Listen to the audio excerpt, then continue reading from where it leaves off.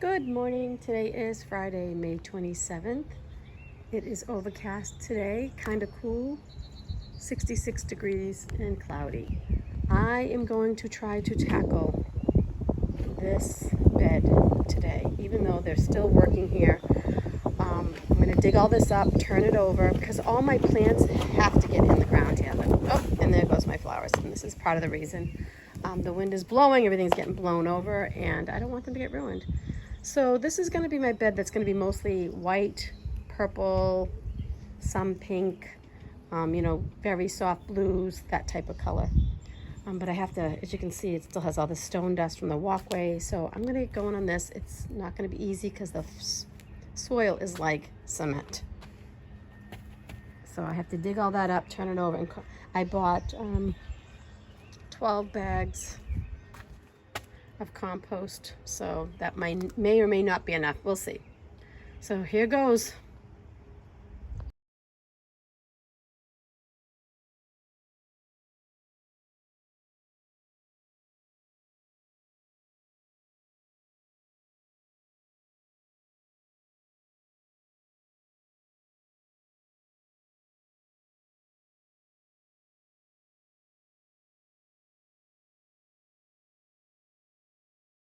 Okay, so I got it all turned over, and if you can see the soil, there's like a lot of sand. This is like almost pure sand. There's probably like 2 to 3 inches of decent dirt on the top. You can see it right here.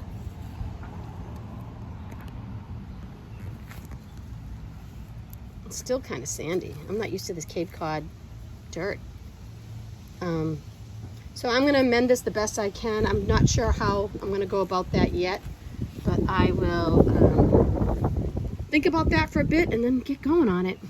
It wasn't too bad turning over. It took me about 20 minutes to a half an hour, but look at that sand.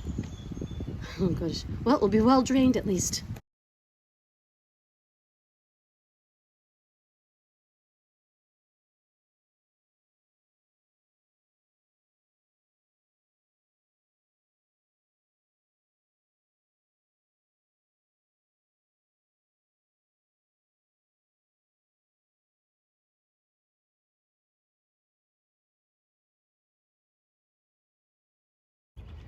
So I smoothed it all out, raked it all out, got rid of some stones and some grass and stuff like that. And then I put down 12 cubic feet of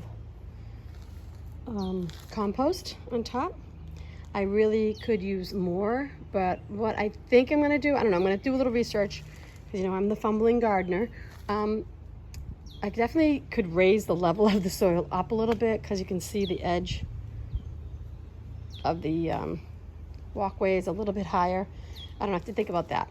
So I might definitely need to get more compost because when I put my plants in the ground, I'm going to amend the soil, the hole where the root ball is, with some compost and some biotone and all that stuff. But I don't know if I should go buy 12 more bags and make it a little thicker, or if just doing it on the roots will be enough. I'm going to think on that for a little bit. And that pipe there, by the way, that's right there. Whoop. That's from my irrigation system. They just had to thread it underneath the walkway because I do plan to put drip in this bed. I laid out all my plants. I think that this is the way I'm going to plant them in. I have the Perfect Profusion Salvia, the pink cushion flower, and I forget which stone crop that is. But right here, right there, right there, right there, all these are phlox, garden phlox. They're either luminary backlight or luminary opalescence, so it will be pink and white. In the back I have 3 bobos, hydrangeas. Right here I have this little drift. I really wanted to put them in a triangle, but the bobos, it's kind of tight here in the space. So these are the Daisy Mays daisies, and I have another triple Daisy May daisy there, and some more Perfect Profusion salvia, and another stone crop. Back in the corner I have a echinacea. I forget the name of it. I have to go look. The name is, let me see, White Swan. And it was getting some earwig damage, if you can see it right here on the leaves, a little bit. But I treated it and it doesn't seem to be getting any worse, so we'll see how that does. And all this white stuff you see on the flowers is not mold or anything. That is because the guys were cutting the pavers and the dust was flying everywhere and the plants were wet, so the dust stuck on it. So I'll have to wash those off. But a lot of my plants have that on it, unfortunately, from when they did this walkway. So I'm gonna start planting it up and I'll try to show you as much as I can.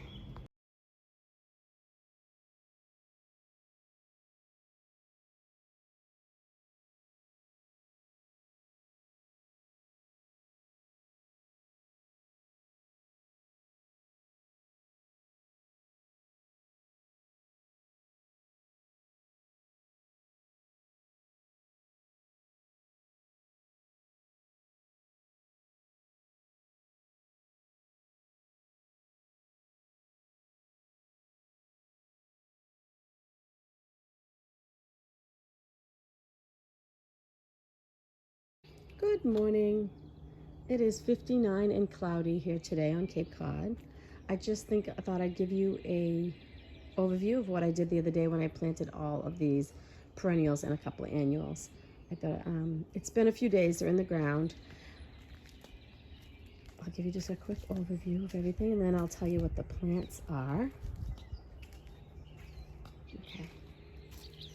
So this is a little perennial bed I have in front of my house with the new walkway. I'll start in the back. I started the back with 3 bobos, 2, 3 bobo hydrangeas. I hope there's enough room for them there. They're supposed to get 3 feet wide, I believe, by 3 feet tall or something like that, or 4 feet wide by 3 feet tall. White blooms. This is mostly in this garden. It's going to be white and purple and a little bit of pink, soft pink. So those will probably fill in most of that area you see there. And it's hard because you see a lot of blank spaces, but I'm hoping this stuff fills in. I didn't want to plant things too closely together. Over here, gosh, I can't remember what it is now. I don't have a tag for it. This is a coneflower. I believe it's called White Swan. And then what I did here, you can kind of see it like one there, one there, one there, one there, one there, one there, and like a zigzag drift. And the last one's over there in the corner. Oh, my camera isn't focusing. Those are garden phlox. So there's luminary backlight, and then there's opalescence. So it's like white, pink, white, pink, white, pink, kind of like that. And let me see if I can find you the tag for that, so I can tell you a little bit more about it. Here we go. I really shouldn't do this one-handed. I don't know if I can get the tag out. All right, so the white ones are, to focus, luminary backlight. They're clear white. I think they're really pretty. And the other one's called luminary opalescence. And do I have the tag?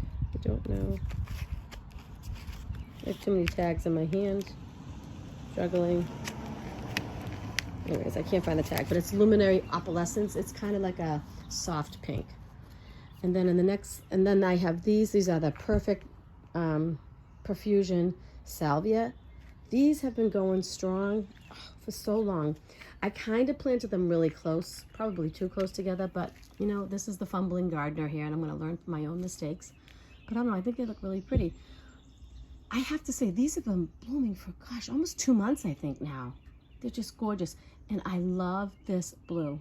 Love it. And there's bees all over it all the time. So I have 1 clump of those there. There's 3 plants there.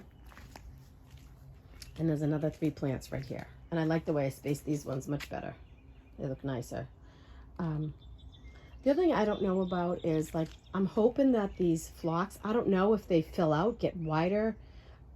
I watch so many gardening videos and no one tells you how many plants they plant together to get that nice clump of phlox. So I just don't know. And then here I have the Daisy May daisies. I have 1, 2, 3, and those are starting to flower. There is buds all over them. They have a really pretty big flower. Look at that. Isn't that pretty? But look at the buds. There's literally hundreds, well, not hundreds, but there is a lot of buds. So I have a clump of 3 there. And then I really wanted to put this clump of 3 in a triangle too, but there just wasn't enough space. But look at the buds. Oh goodness, what's all over that black in the back? I think it's dirt right back in here. Let me see if I can show you. But I'm gonna have to check that closer. Make sure that's not some kind of disease. I told you I'm the fumbling gardener, so I'm learning along with you guys. But I haven't done much with perennials ever, so I don't know much about them. And then what else did I put in here? Oh, and then I have some stone crop. One's called, I believe this one's called Lime Zinger. Let me see. One's called Lime Twister and one's Lime Zinger. I think that this one is Lime Zinger, although I'm not sure. It's really pretty. And I don't know why the center is kind of falling like that. I don't know if it's from watering or something. And then this one is Lime Zinger, I believe. They're pretty. Same thing's happening though. The center's falling out. And then I did put some annuals in. I put them, you can see I have one there, one there, one there, there, there. Kind of repeated them in a triangle, and then hopefully these will fill in really nicely. I think that some of these are very close to the walkway and probably will spill over onto the walkway. But I'll have to deal with that when the time comes. I really wanted to get some color in here, so I just threw them in. So the ones I have are the Supertunia Mini Vista Whites. Oops. The Supertunia Mini Vista Indigo, which are the dark purple ones. And I think when they develop, some of them are like light purple, some of them are dark. You can kind of see it right here. And this bloom, see how that one's lighter and the other one's darker? So it kind of looks like different shades of purple, which I think is really cool. And the other one I have in here, the last one, is the Supertunia Mini Violet Star. Supertunia Mini Vista Violet Star. That's a lot of words. And that's a close-up of those. Well, today is June 17th, and this is what the garden looks like a few weeks later. So when I originally did this video and planted this garden bed up, it was May 27th, and then I came back and did like a little overview on June 1st. So now it's about, a little more than 2 weeks later, and you can see how much things have grown. I have a lot of work going on here today again, so it might be noisy in the background. My phlox is blooming. My daisy made daisies are all blooming out beautifully. These have gotten, my annuals have gotten much larger. I'm going to come back today and cut back this salvia, because that will rebloom. My bobo hydrangeas have tons of buds everywhere, so I'm really excited about that. So thank you for watching this perennial bed come together. I'll give you updates as it goes along, and right now a lot is going on in this yard. We're getting our driveway put in today, so it is busy here. But again, I really appreciate your time watching, and I hope you're enjoying my content. Thank you. Bye-bye.